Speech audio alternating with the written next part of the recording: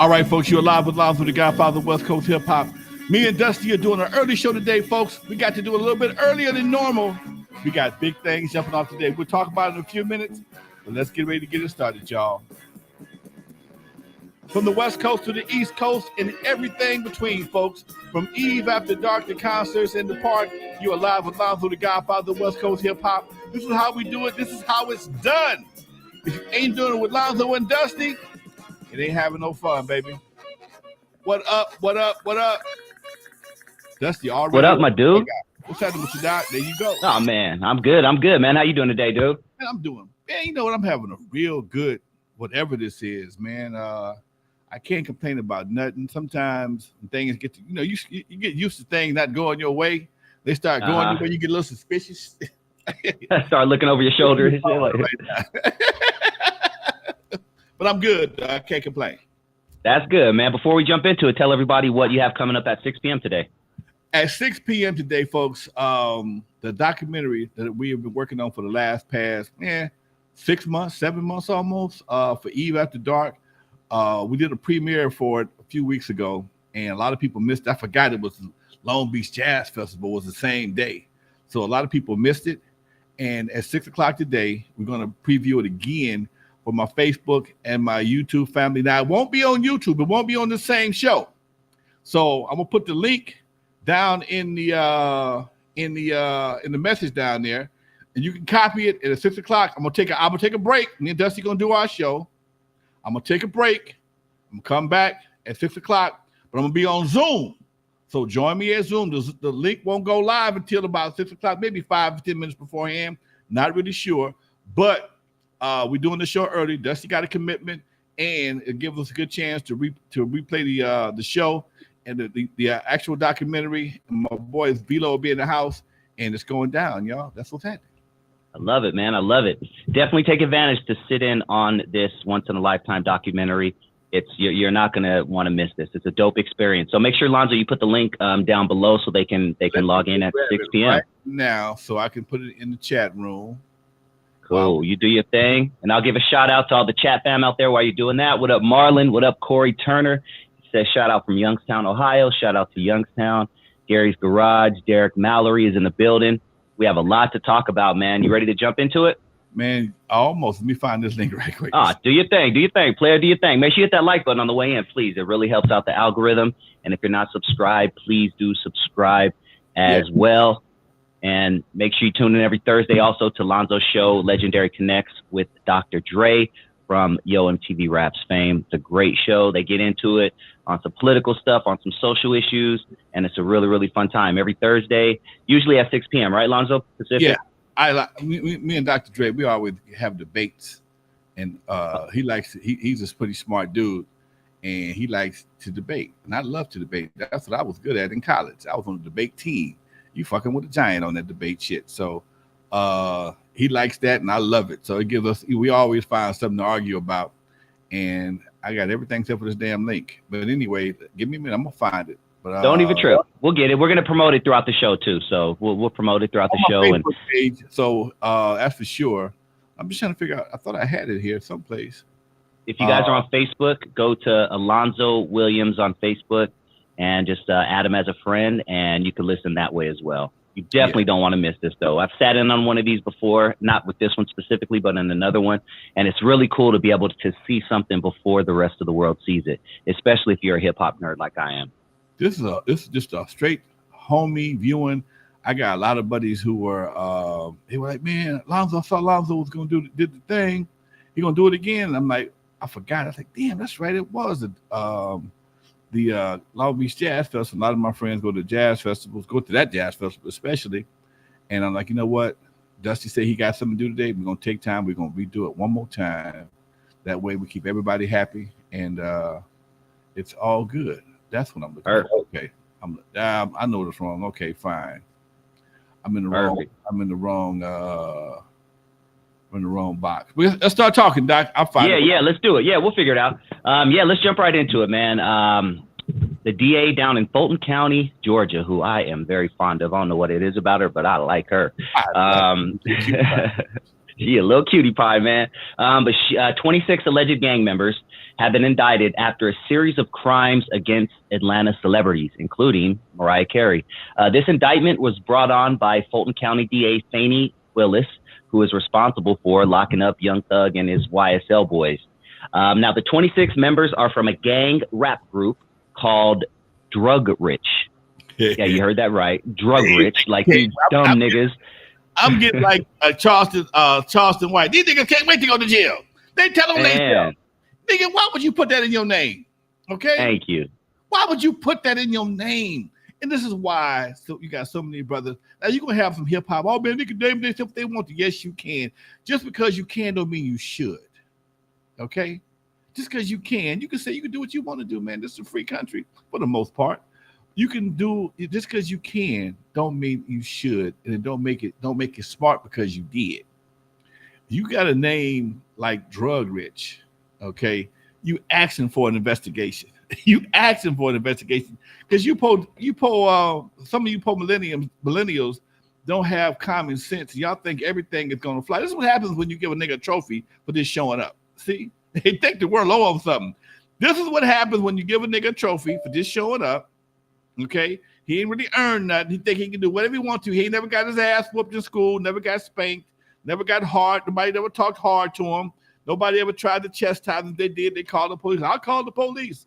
All right, now nobody had to call the police because you did on yourself. Oh, fool. I can't help you. Yep. I'd love to, but I can't. Mm-hmm. She says she will not tolerate this behavior in her county, and she will see to it that those responsible for violent crimes spend their, quote, the rest of their natural days behind bars. She ain't playing, dude. She says she ain't negotiating. She ain't cutting no deals. She going for all day. Now, if that ain't a deterrent to get your shit together and figure out what you really want to do with your life, you on some stupid shit, and I can't help you. And it's really sad, man, that because no matter what she does, somebody's going to ridicule her for being so hard on these cats. Meanwhile, a lot of these guys, I can't say all of them, but I say all of them. A lot of them are responsible for murders and shootings, whatever the case may be. And in some cases, they probably caused a lot of havoc in other people's lives with no regard for what they did.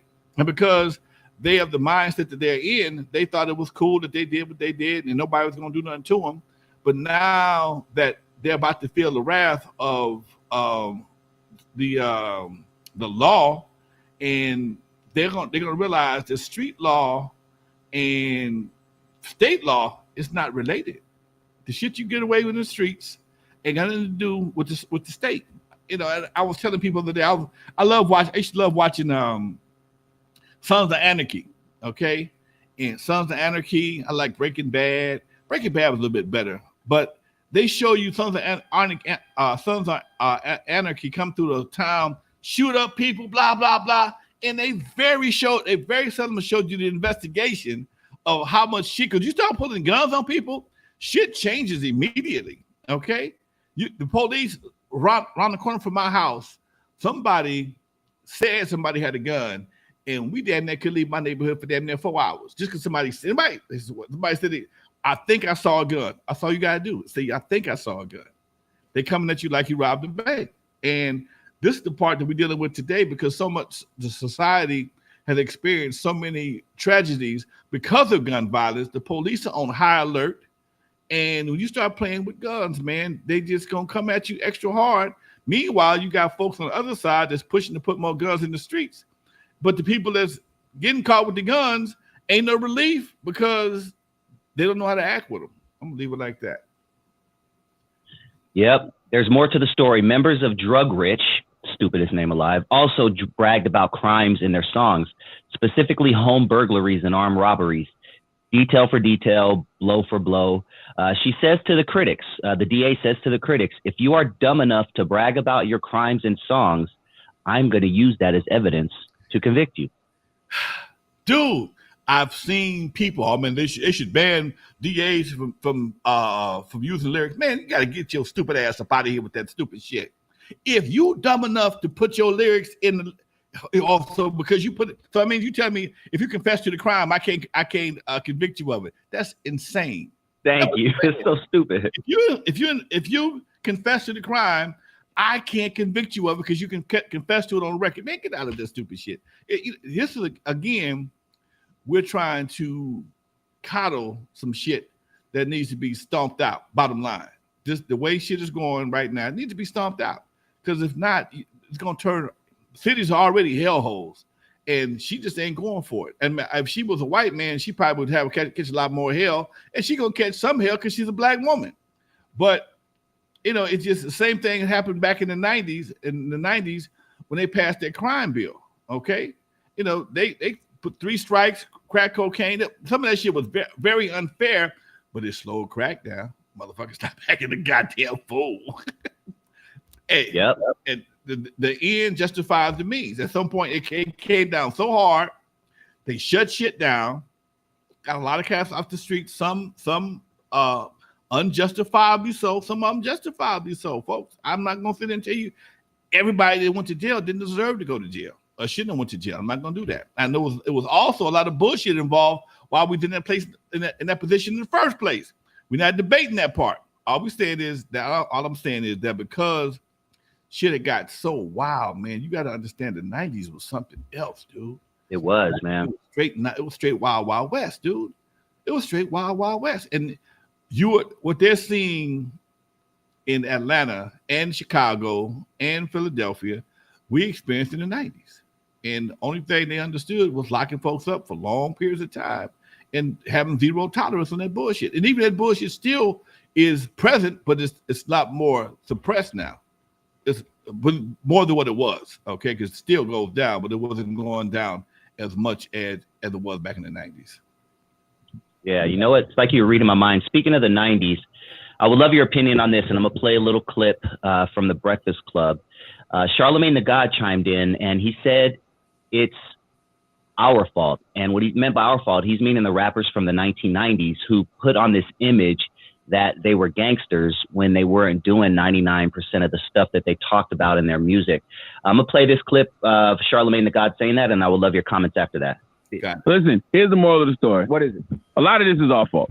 Why? And the reason it's our fault is because so many rappers from our generation in the 1900s were lying their ass off. And it made a bunch of kids think the way to get in the game was to be the biggest criminal alive. And guess what? You can't do that.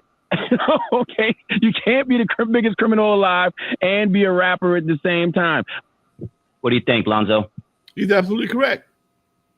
He's absolutely correct, dude. I mean, I have to use my own situation as a reference. I couldn't do what they did because that wasn't me. And I knew that, and the bottom line is I knew it wasn't them. They got away with it, though. They got away with it. Okay? It was paying big money. It pays big money. I'm not mad at nobody for what they did, but I'm just saying I'm on the cusp of the era that changed right before shit changed.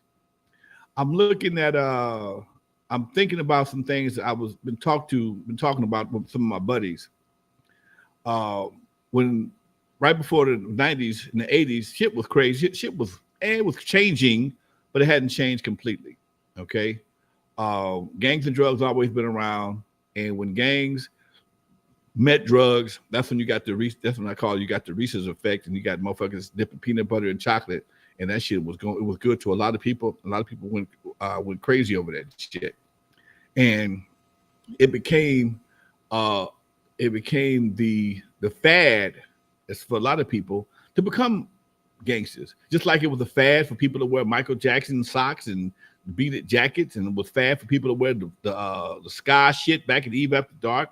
It was a fad for niggas. Everybody wanted to be some guys wanted to be a pop locker, someone wanted to be break dancers, some chicks wanted to be vanity in the Prince era. Guys, wore the Jerry curls and the it became a part of a fad that everybody didn't have the heart for. Okay, everybody, no matter how much you love Prince, if you weren't a light-skinned dude, it was hard for you to pull off a Prince lookalike.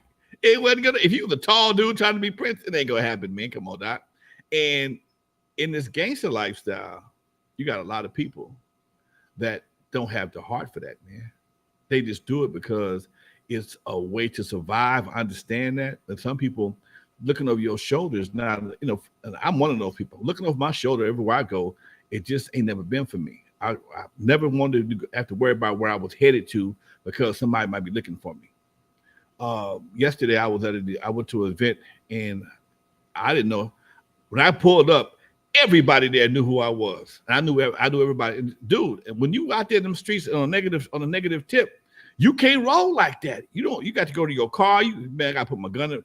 No, man, that ain't no way to live. But so many people have been convinced that's the way that's the way of life in their circle. I don't run in them circles.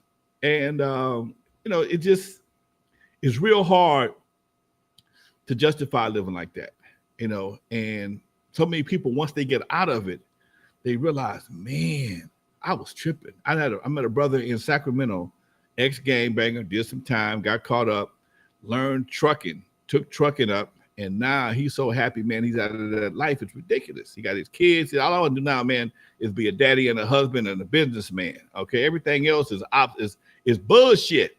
But it's unfortunate you got to go through all that shit to realize that, okay? Yep. And a lot of cats don't make it out complete at all. Some guys fuck theirs off in penitentiary, some in independent penitentiary. Some of them fuck theirs off and end up in a goddamn grave. And that's the part that they don't realize, that bullets and judges play for keeps. This ain't bullets and judges play for keeps. Ooh, man. And you know what, Lonzo? Some of these crimes from this drug-rich gang, I still can't believe that name, go back to 2017. So I want all these kids to listen out there right now. You think you're doing something in you probably think you did something in 2019 and got away with it. Oh, 2 years have passed. They forgot about me there and think. No, if there's one thing the feds and the police have, is time, and they are racking crimes up. And you could give up the life. It could be 2027. Let's say you got married, you have kids, you're chilling in your house, and you get your door knocked on by the feds, and you get arrested for something you did back in 2022. Don't think just because you're sitting cool right now that they are not racking shit up. They got things going back to 2017 on these guys. Yeah. It ain't no joke, Doc. It ain't no joke. It's just cats just don't, and because everybody, a lot of, I keep saying everybody, a lot of guys live for oohs and ahs. Oohs and ah, ooh, ah, oh, homie, you gonna let that so do that to you? And if you ever watch Goodfellas, what's his name? Not Danny DeVito. What's his name? Joe Pesci.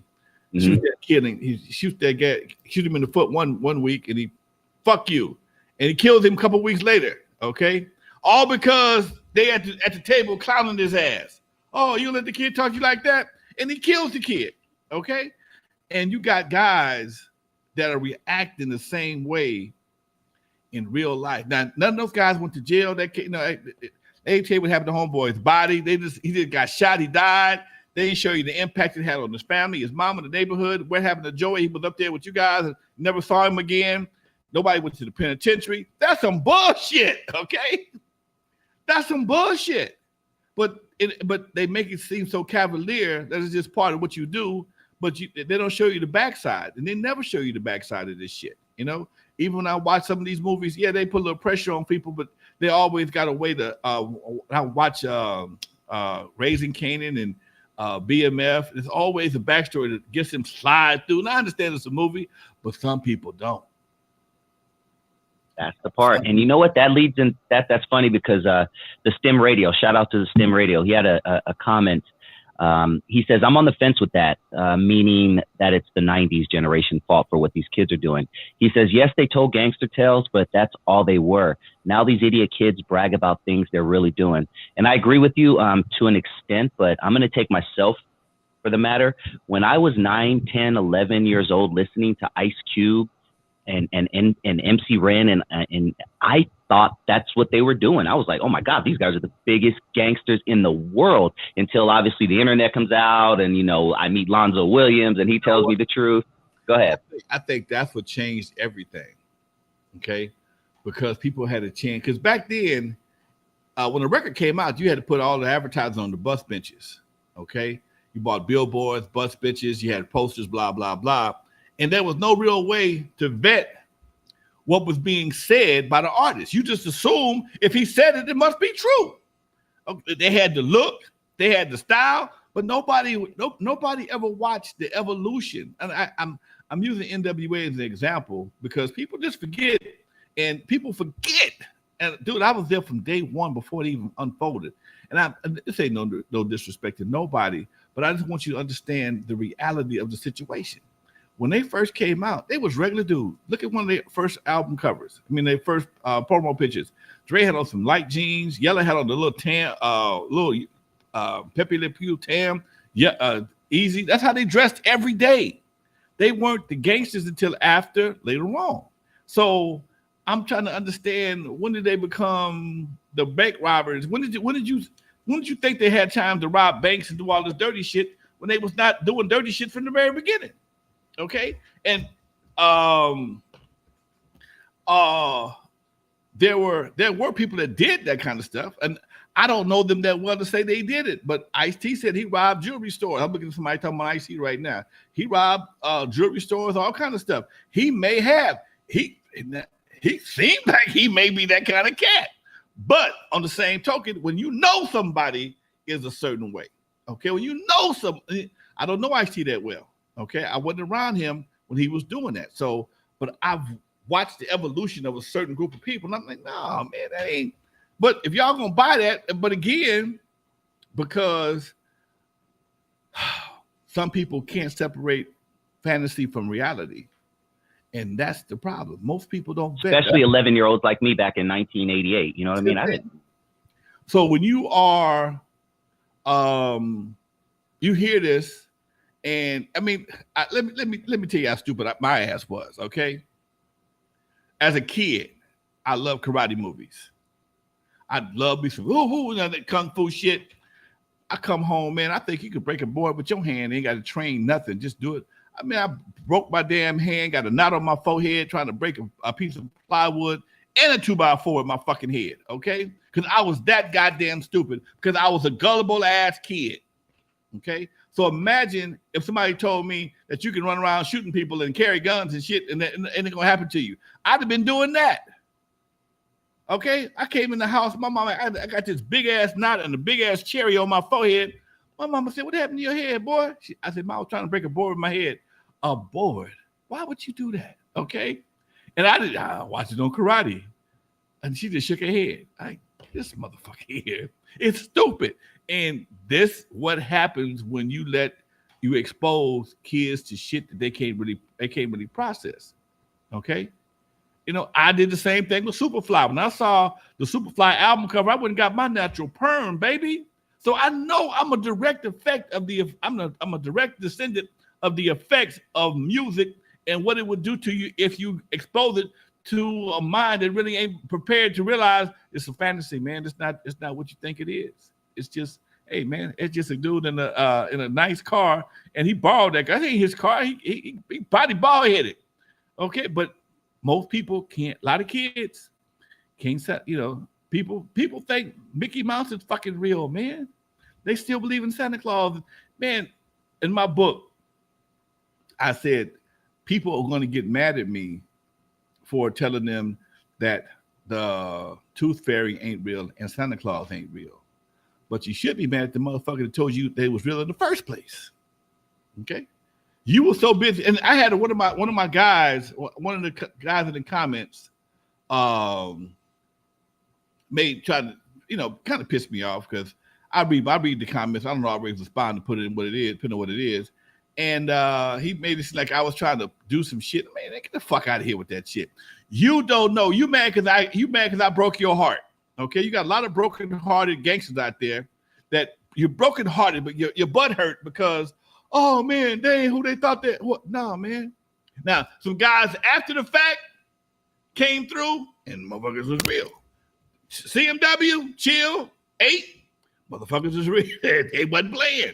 But again, they watched them cats and started doing what they thought they were doing. Okay? Different situation. different situation. And a lot of guys, that became the standard. After a while, it wasn't enough just to talk about it. You had to be about it. Damn. Watt Superhero says cats went from flip shirts and roller skating to khaki suits and Dickies overnight. Over fucking night. Thank you very much, Watt Superhero. He ain't lying. He's not lying. And this is the part that people don't understand. You just can't go from that, man. Your heart don't go that hard, that fast. You know, it takes some time to transition into being who people portray themselves to be. But a good actor can do all kind of shit. A good actor can do all kind of shit. My favorite time. One of my favorite times in hip hop was around 89 to 91, 92-ish. When we were dancing, it was Heavy D's big ass just doing backflips and shit, and you know, Kid and Play. I was really enjoying that time, and then just overnight, and I'm guilty too, because I went from the African medallion, then I started dressing in the big old baggy jeans and looking the gangster part, but that was just the style back then. And the people in charge of entertainment know how easily we're impressed by those images, and that's what they keep them in front of us on a regular basis. Those images are very important to the prison industrial complex. Okay, people talk. They said these Negroes are getting too black power for our ass. We need to reverse this. I was there. I'm telling you, I remember when Public Enemy hit the set in KRS-One, everybody was talking that brother sister knowledge medallion dashiki shit again, just like it was in the 70s. And all of a sudden, Queen Latifah. I mean, she was the biggest thing ever. Okay, I tell you about Body and Soul, man. They met with Queen Latifah, and they went from Salt and Pepper shit to fucking little Queen Latifah Queenettes in a matter of a conversation. But again, man, at that time, hip hop was so much fun, man. You can do shit. You can have dances, you can have parties, you can do all kind of shit. Because nobody looking to kill. Everybody was trying to get laid. Okay, everybody's trying to give me a little liquor. Let me get turned up a little bit. I don't want to get sloppy drunk. I'm gonna go out here and have me a good time, having a party. House Party, the movie. I remember that big dude. It was a big dude. He started off, he'd been drinking, and he started dancing. He was sweating his ass off. This big dude was dancing in the house party, and eventually he passed out, and Kid and Play took over dancing with the two girls. Yeah, but the big ass passed out. But that's what it was like back then. Okay, even the gangsters wore hard sole shoes. They were well dressed. They looked like businessmen. They didn't. Everybody was not trying to achieve the athletic look. If a cat was a player, you know a player from a gangster, and even if it was a gangster, you know there was different layers to gangsterism back then. Yeah, man. Yeah, a lot of good comments. Keep them coming, dude. Someone said X-Clan. I used to love X-Clan. I still bump X-Clan to this day, dude. I always thought they were from the West Coast because they used to always use those West Coast samples, but they were about as East Coast as it gets. And we've talked about Paris. Remember Paris? Paris used to come with that good realness. One of my favorite songs is Gorilla Funk, man. Come on, Doc. Gorilla Funk. That's what it is. Like he came with it, dude. He came with it. I saw a piece on him on Facebook. I don't know whether it's new or not, but he got some new shit out there. But again, that was the mindset, and they realized that mindset was not productive in what they had planned. So all those artists, you don't hear from them no more. All you heard was shoot a nigga, kill a nigga, fuck a nigga, fuck a bitch. Shoot a nigga, kill a nigga, fuck a bitch. And that became in lieu of what in support of what Charlamagne was saying, a lot of shit we should have shut down a long time ago. Okay? Nipped it in the bud. A lot of shit we supposed to shut down a long time ago, but just like, here we go. I'm finna say some fucked up shit, but y'all follow me now. Just like a lot of people turned a blind eye to R. Kelly and his shenanigans, we turned a blind eye to what we thought was revolutionary, and it was making money. Okay, most people, a lot of people, I keep saying most people, a lot of people, some people will forego what they know is right to get paid. Okay, some people will forego what's right to get paid, and you know that they have the right to say this and right to say, yes, they do have the right to say it, but is it a good idea for them to say it? And that was the biggest debate back in the day. Yes, you can say you can scream fire in a crowded theater, but is it the right thing to say? That's the question. Okay, just because you can don't mean you should, and that's why we're in the situation where we're in right now. Now here we are. Shit, 20-some years, 30-some years later, you can't say shit no more. Nothing. You say so. You're offending everybody. You can't say shit. I would hate to be a comedian. I would hate to be a comedian right now, dude. Look, man, I was talking to somebody this morning. Me and a buddy of mine was having a conversation this morning. We were talking about slow dance music. Okay. Do you realize if I was a teenager right now and did what I did back then, I'd probably be in juvenile hall. I'd be afraid to ask a girl to dance nowadays. Why you want me to? Why do I need to dance? I am woman. Hear me wait, hold on, mama. Damn. Come on, man. Do you realize half the fun of going to a damn dance was to grind? Okay, and they was grinding just as hard as we was. Okay, y'all know what grinding is. Okay, grinding is when your dick be hard as the goddamn lead pipe, and she got her thing on your thigh, and y'all just working it. It ain't like what y'all did humping. We had slow music, and we be tied up and holding and shit. And sometimes if she really like you as your girlfriend, you might kiss her or whatever the case may be. Niggas are getting case for that shit right now. You can't even. I saw a thing on the internet the other day. They passed a law in some city that you can't even stare without permission. You can't stare at a woman without permission. Okay, that was how you got somebody's attention. You took a look at them you caught them looking too many times. Don't smile. If you smile, I'm coming. If you smile, I'm coming. I will introduce myself. I'm gonna ask you for a dance. Guys don't even know how to. A lot of guys don't know how to ask a woman for a dance anymore. Okay. They don't know how to talk to women anymore because everything's texting. They have no idea how to communicate. If it ain't swiping left or right, they have no idea how to communicate. I was talking to some brothers just yesterday. We had the same conversation. He said he was talking to some young brothers, and he said that usually nowadays, a lot of young girls don't like to kiss because it's too intimate. Okay. Now they'll blow you down and they'll let you stick your dick inside them. Yeah, no kissing, nah. Kissing, but you can rock this ass and I can blow you down, but you can't kiss me. Huh? The whole procedure has been reversed because kissing was the first step. Okay. If you got your fingers wet, that was number 2. Okay. If you were able to insert other parts of your body into that was number 3. And then if she likes you a whole lot, she might blow you up like a balloon. That's a home run. Okay. Now, some folks are getting blown up, and that's it. Okay. Kissed on the 3rd date. Like, we'll wait till the 3rd date to kiss. Damn. Okay. Yeah. That's kind of weird. The whole scenario has been changed so much, man. It's almost a trap, no matter what you do. I mean, could you imagine somebody putting on a slow song today, and you ask a girl to dance, and she's like, "Huh? You gonna touch me?" But I'll put my ass on your dick, and let the ground let you slap that ass. You can't touch me, huh? Anyway, man, don't get me started. I'm all messed up. Different time. While we were talking, we had a few people confused on why we're going early today. We started at 4 because at 6 p.m. Lonzo is going to be doing a private screening of his new documentary coming out, and it's something that I really encourage you guys to check out. Maybe what you could do, Lonzo, is after this show, post it in your community tab, your community section. You can put the link up there. But I encourage everybody. So what you would do is if you're on your phone, if you go to you would post a regular video, but instead of that, you go to community. Actually, text me the link. I'll do it after the show. Okay.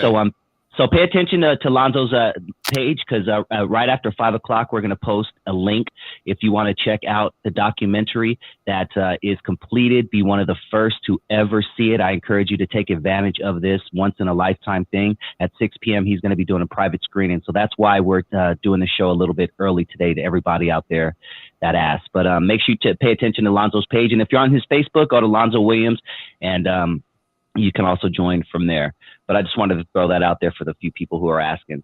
But I would love your comments on this, Lonzo. This is a pretty big story that's went viral this past 24 hours. very interesting to me. And you being deep into hip hop roots, I'm curious to your point of view on this. Fat Joe went viral this week, and a lot of people are criticizing him for his remarks on hip hop. He said, and I quote, "Blacks and Latinos are responsible for creating hip hop, 50-50. Now, I know you were doing your thing on the West Coast at the time, but what are your thoughts on Fat Joe's comments? And do you believe that Latinos had just a bigger part in creating, keyword creating, hip hop as Black people did?" I don't know about the creating part. I know Kid Frost was right there. He was damn near day one. On my first tour, I was standing right next to Kid Frost. We've been buddies ever since. There weren't a whole lot of Latino rap groups back in the day. And I know they were big supporters like a motherfucker, okay? Because as World Class Wrecking Crew, most of the shows I did were for Latino shows, concerts. Most of the shows I did were for years, I don't say for years, but for quite some time, most of the shows I did were for Latino audiences. So they definitely were a major support when it came to accepting it and embracing it. That's definitely. I can't say from the creative standpoint. I don't know. I mean, from LA, no. That was not the case in LA. Okay. Kid Frost was there. Who else was there? Shit.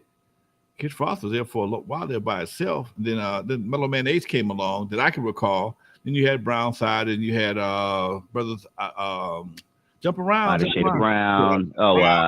Slow Pain. Yeah. Thank you, folks. But they never got, most of them didn't get as big as a lot of guys from New York did.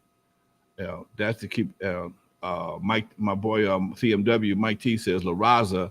Yeah, that's Kid Frost, one of his songs. But yeah, you had Slow Pain, Brownside, a lot of folks, but a lot of these guys came in. And here again, when you talk about the gangster era, now the gangster era might be a little bit different, okay? But the original creation of hip hop, I would beg to differ, especially on the West Coast. Maybe on the East Coast it could be something different, but on the West Coast it definitely was different. Cypress Hill, thank you, Steve. Oh yeah, of course. Yeah. And I looked into it a little bit deeper. I thought about this question, being a hip hop nerd, and because when I listened to Fat Joe, I kind of agreed with him. And this just going by my growing up, and I looked deeper into it, and I'm gonna flip it to a different way. Being that hip hop is 4 elements. There's 4 elements of hip hop. Most people would agree: graffitiing, b-boying, DJing, and rapping. I feel like most, if not a lot of people are focusing on the rapping when Fat Joe says this. But now let's talk about, graffiti, DJing, b-boying. Do you remember seeing a lot of Latinos around there? Because then we're talking Crazy Legs on the East Coast. We're talking, certain guys like that. Now when you're flipping on the hip hop side, what are your thoughts? Now that changes everything. That changes a lot right there. When you look up and you see, you start talking about graffiti, breakdancing, then that changes. That whole perspective changes. I was speaking from a rap standpoint, and I know even in your movies, breaking and whatever, there was a lot of Latino dancers there. My boy Shabba-Doo, Dominican, right? Was it Dominican or was it, Puerto Rican? He's definitely Spanish, yes. Puerto Spanish, Rican, I believe. Let's leave it like that. So yeah, there was a lot of impact, but again, as far as the foundation and notoriety, it could be, it's gonna be definitely from the graffiti, because I don't know a whole lot of brothers really got into graffiti on the West Coast. There are some graffiti artists. I don't know a whole bunch of them, and that was always something that was done from a different perspective. So I'm gonna have to leave that one. I'm gonna leave that one alone, Doc. I don't want to say nothing that's gonna get my chat room fucked up. Yeah, man, that's a definitely interesting conversation. The Watch Superhero says, Lonzo, I remember when you used to come to UCLA with Curtis Harmon for dances. Curtis Harmon. Who's that? Curtis Harmon was a DJ buddy of mine. He left here years ago, moved to Japan, got dual citizenship in Japan. And he was a very popular DJ for a while. He just came back a couple years ago. And he was a real popular cat back in the day. And he was a buddy of mine. So a lot of I did a lot of things. We did a lot of things together. And UCLA was one of those events that we did together. Okay. So here's something that I wanted to talk with you about last week. But, just always so much stuff to talk about. But Spice One did an interview online. I can never remember. It was either Camp Capone or Art of Dialogue or something like that. But Spice One said, and I quote, "In my first 2 albums sold 900,000 each, and I only made 30,000." Can you explain how that happens, Lonzo? All right, here we go. It's real simple, Doc. When you sign, I don't know who he was signed to, but there are various levels to record industry, okay? There's the artist, there's the production company, there's the label, there's another label, there could be another label, and then there is the actual distribution, okay? Everybody sticks their hand in that pot. The distributor. He was signed to Jive, just so you know. He was signed to Jive, which, yeah. Okay, was he directly signed to Jive, or was he on a job to Jive subsidiary? Right, /this, then Jive. And a lot of time, cats don't read their contracts. Okay, that could be the first situation, because the guys be so happy to be good put on, they don't read them between the first and the 30th and the 40th page, and they just sign the last one. They see that big number in the front. And they see that put the name goes here. Give me the check, let me roll. But you didn't. It gave it to you on the front page, and took 39 pages to take it back from you little by little. And that is the in a nutshell. Again, like I said before, your producers are going to get money. If you don't write your songs, I don't know if he wrote the songs or not. I don't know his exact situation. If he was strictly an artist, do you have other people doing this production? That means you're gonna pay somebody. They're gonna get paid for that. They're gonna get points off your project. Same thing with writers. If you got somebody co-writing with you, they're gonna get points off your project. If you're assigned to a production company, they're gonna get the check. They're gonna pay all their bills and give you what's left over. Okay. If you have a distributor, which is most everybody does, your distributor is gonna get the bulk of them. They're gonna collect all the money from all the people, get their cut first. Then they're gonna pay the label. The label gonna pay the production company, and the production company is gonna pay you the least amount of money that you possibly can, because that's what they do. Everybody's trying to get as much as they possibly can. Derek Mallory said RCA is that's the big mama label. Jive is the main label. He still was probably signed to a production company. Just because you have signed to a label, don't mean that somebody did produce your records. Perfect example. Compton's Most Wanted. They were signed to. They were with Mike T. Gonna tell me in a minute. They were signed to Charles Huggins. I forgot the name of his label, but he had a deal with MCA. But he was signed to Charles Huggins, and then they were signed to Unknown's production company. So that's 3 people with their hands in the pot already. So before CMW get any money, MCA getting their money, Charles Huggins getting his money, and if that some bitch is a crook right there, everybody else gonna get fucked. If that person with the label or the production company is a crook, there's gonna be some fucking going on. You're gonna get what they call a shishka fucking. Okay? That's Alonzo word, a shishka fuck, which means the dick goes through you, through them, through them, through them, through them. It's gonna be a perpetual fucking, okay? So when you have the MCA get their money first, Charles getting his money second, then he got to pay the production company, and then they got to pay the artists, okay? And you got everybody is getting points for this, points for that. You only got maybe 7 to 10 points overall for production of an album, okay? So you're working with maybe, I don't know, 20, 30% of the overall retail price. You can't judge your royalties based on the retail sale. He said he sold $900,000 worth of records, something like that. Is that what he said? 900K both 2 times.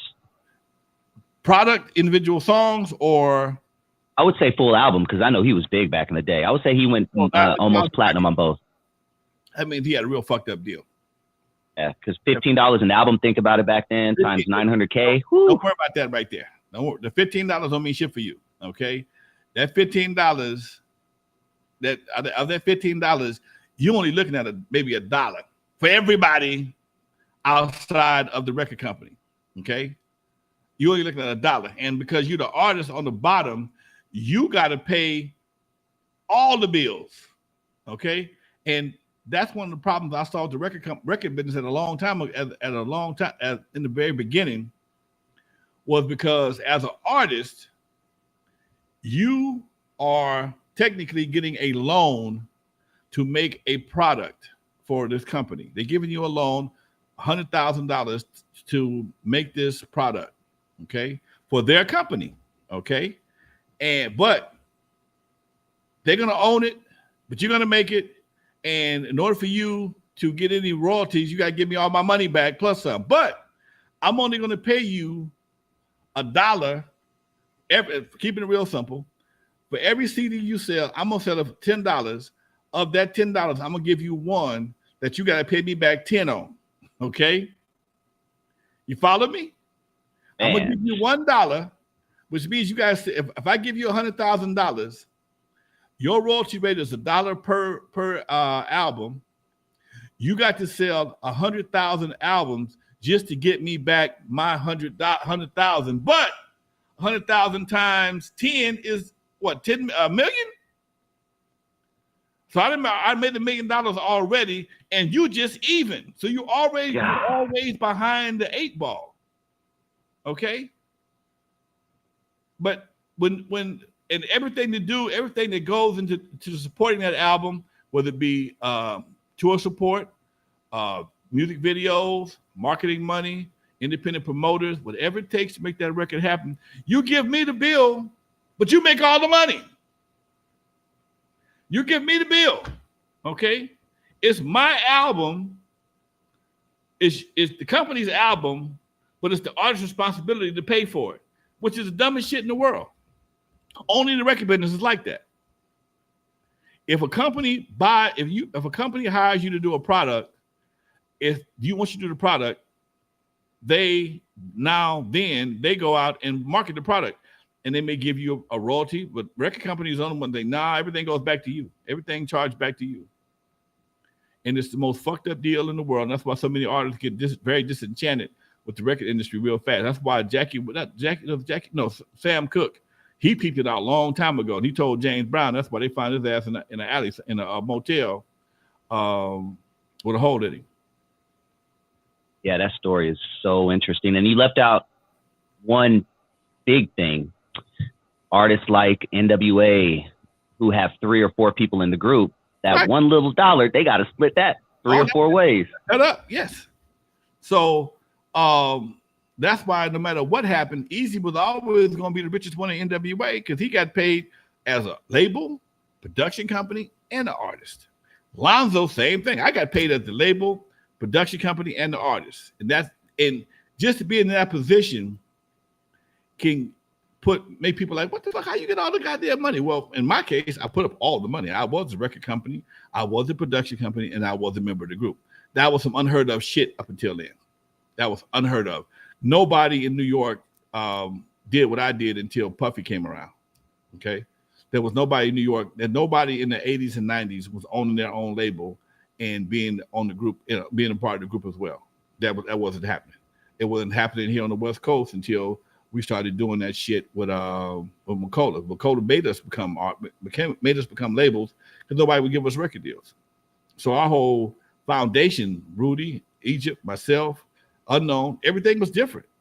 We had to be our own labels, which means it looked kind of fucked up. I mean, especially for me. I am a member of the group. I own the studio. I own all the equipment, and I own a record label. If you don't understand, it's easy to see how that could look like a fucking, okay? And it's not, because Somebody got to put the money up to make the records in the first place. I do that. Somebody got to produce the records. Okay, I'll make it happen too. And shit, I got a fantasy of singing just like y'all did. So I'm gonna be in the group just like everybody else was. And because I did all that, it made it real difficult for a lot of people to accept. It based on the history of the record business, it just didn't look good. Now, it took me a while to understand that. It took a long time for me to understand. I'm doing all this shit right here. Y'all don't appreciate that. Even when we got our CBS deal, I didn't take a 20%.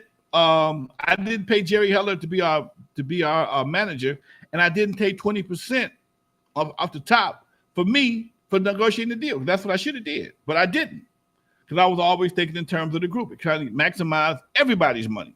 But again, at that time, nobody really. It was what I was doing was unprecedented, and it just made for some confusion. Even the lawyers that saw this shit. He's the record company. It sounds like a lot of what you call that shit? Not double dipping, but it sounded like a lot of conflict of interest. But if I didn't have an interest, we wouldn't have a group. We wouldn't have a West Coast. I had to have those conflicts. I had those conflicts I had to experience those conflicts to make sure that everybody got kicked off properly. Yeah, that's one thing that people don't understand. You put up most of the risk, you should get most of the reward at the end of the day, period. Yes, sir. And that's how it goes. That's the game. So if you go ahead. Yeah, no, I was going to say I have to head out in about 5 or 6 minutes, but I wanted you to drop a little game because the BBC was Zen Master. That's an interesting name. Says Lonzo still spending that turn off the lights money.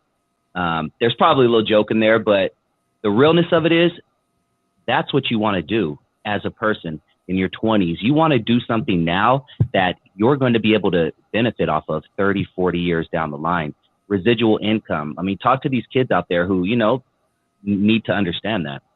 I would, and yes, I am still spending turn off the lights money. You goddamn right. You want to know why? Look at that song. I wrote every word. It was on my production company and on my fucking label. Okay. Nobody and every time when Master P's song gets played, do you get paid off that, or have you guys already done your deal on that? No, I can't remember. And no. I still get paid for that, and I just found this out last week. My boy then changed things over in Canada. He changed things overseas. So now I got to go get my lawyer to change things back. Okay. Interesting. Yeah, right there. Yeah. I just found wrong song. I just found out that some things have changed over the past few years that wasn't approved. So now we have to have a conversation. This happens. It's going on right fucking now. Okay? And that's that Gemini shit. If this is going on right now, let me tell you, I got about 7 minutes left. If you don't follow this shit on a regular basis, because the deal was done shit back in the 90s. But there's various territories. You got Canada, it's not the same as the United States. Overseas, Germany, all these different countries have different collecting societies that collect your money, okay? Collect your publishing. And they don't verify who did what, okay? Also, somebody says I wrote this song. They're not going to check. They don't care. They don't care. But you got to care. You got to go check, and me and my people check. Oh shit! Hold on, Lonzo. If you did hit you own the copyright right here, but over here it says you're not on the copyright. We got a problem. Okay, so now we got to go straighten the problem out. And I'm not trying to put nobody's business in the street. I'm just giving you something that I'm dealing with, and this is why you have to handle your business. I can't depend on him to take care of my business for me. But we're gonna get it straight. That's all we're gonna do. Just gonna get it straight. That's all. Little organ music. That's all. We're gonna get it straight. Right. That's all. We're gonna get it straight. But you have to handle your own shit. But I tell you what, like I tell them all the time, if you take care of your business will take care of you. Okay. I can't do everything I want to do, but I ain't got to do all the shit I'm doing. I do it because I like doing it. Okay. It's a difference. At 65 years old, I can do a lot of shit. I want to do more. That's why I do what I do. But it would be if I had a couple more platinum songs or super hit records, I'd have to do shit. Okay. If I stop doing what I'm doing right now, I will be all right. I just collect what I got coming. Okay. So, but I want more. I'm just that kind of motherfucker. Gemini, what can I tell you? I see more coming, man. I see more coming. You're out there, dude, doing your thing, and I see more coming. I see your last, hopefully 30 years, 40 years of your life, being just awesome and just benefiting off what you did, because you're one of the reasons why hip hop is around, and people like you, people like, the people on the MCs on the East Coast, the people who started this, you guys deserve everything, man. Real talk.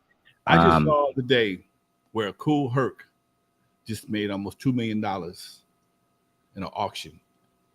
I watched the auction. Me and my buddy, I was doing my morning walk, and my buddy pulled the auction up, and we watched him sell his sound system. I love that. $250,000, some old ass Shure shit.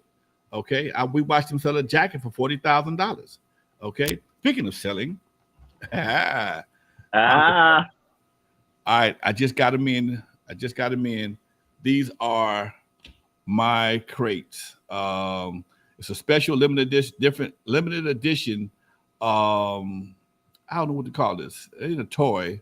It's a limited edition collectible. Okay, a limited edition collectible. A brother out of Arizona hooked us up with these. And he gave me one. He made it for me, and I'm like, man, I'm gonna buy some of these to sell them, and I'm gonna put them in a case, a box, and some other stuff. I'm gonna add some stuff to it, and it'll be available in about 10 days. So stick around for it. I only got 10 right now. I'm testing the market out. If these 10 go, I'm only gonna make a few of them, and they're gonna be different batches. So you might want to collect them all, or whatever the case may be. We'll talk about price and everything else later on, but this is my latest endeavor. And if you can see up close in the camera right there, the light is going to knock it out. But there is a copy of World Class Wrecking Crew, Turn Off the Lights, and my first album right there in the corner. And that's what it's all about, the mini crates. And the picture, autographed, the whole 9 yards. Collectible, folks. So, yes, we will talk about this later. And Dusty, I know you got a roll. You get that link I sent you? Yep, I saw it. I just saw the text. So what you're going to do, guys, is check Lonzo's community tab, and I'm going to post that right now, and click on that link, and you will be one of the first to check out the documentary for Eve After Dark. It's a dope documentary. I haven't even seen it, but I just know it's dope as hell, and I know it's something that you guys are not going to want to miss.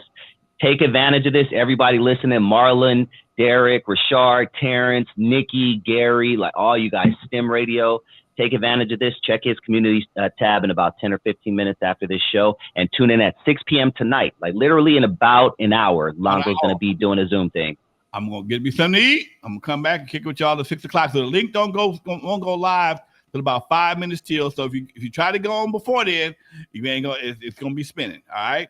In the meantime, don't forget y'all, September 17th, I'll be at Cal State Dominguez Hills doing my prostate cancer walk. If you can't come out, donate, folks. That's all.